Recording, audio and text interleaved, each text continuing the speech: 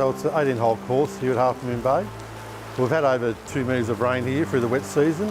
December and January himself, we had sort of 1.8 metres of rain, so through the Christmas New Year period.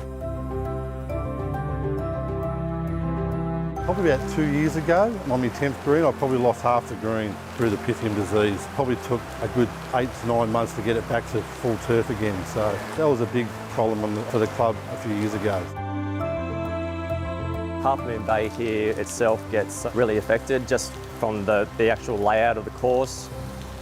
They're quite small greens, there's a lot of foliage around the greens, and the amount of foot traffic they get here, the most commonly used golf course in town. There's a lot of things that Grant's got against him. He's done really well this year in keeping actual grass on the greens themselves. We're only a small club here, so we've sort of been a bit touch and go with the preventives, been a bit reactive, which is not ideal. So last year, after having that outbreak a couple of years ago, I sat down and did a preventative program, and that got through last year reasonably well.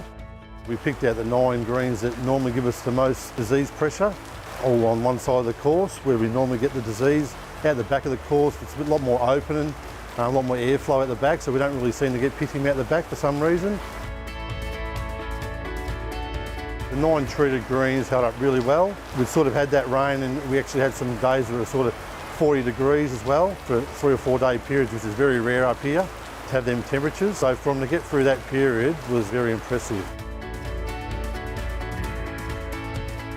From a foliage point of view, the greens were assessed with visual health, so that was just visual colour and a rating, and then they were also tested by a green seeker. Basically it's a measure of chlorophyll output from the turf, so obviously the healthier the green is itself, the higher the green seeker rating. All Signature Extra treated greens were far superior in that sense.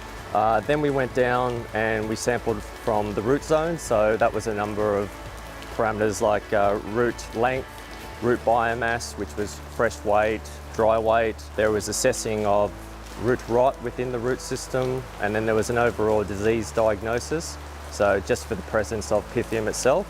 In all of those parameters, Signature Extra was far superior.